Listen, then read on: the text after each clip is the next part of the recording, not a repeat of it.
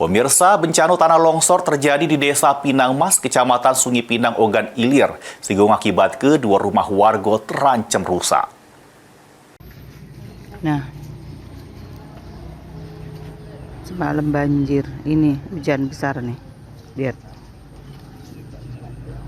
Pondasinya rubuh, nimpah ikanku, selesai ikanku, ndak panen lagi.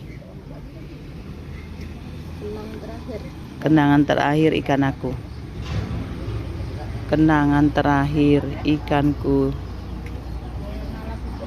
Peliki habis nomor birah.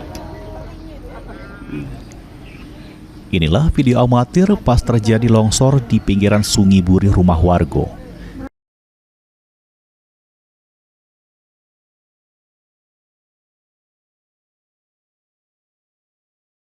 Kepala BPBD Ogan Ilir, Edi Rahmat, membenarkan terjadinya longsor tepatnya di Desa Pinang Mas, Kabupaten Ogan Ilir.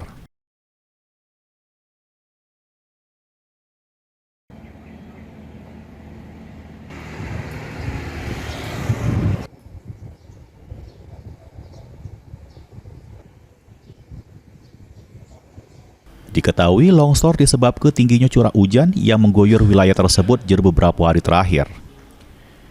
Tidak ada korban jero kejadian ini. Dari hasil pengecekan, bagian samping rumah warga terselit tegawak material longsor. Kondisi ini berpotensi lebih parah, namun intensitas hujan masih terus tinggi.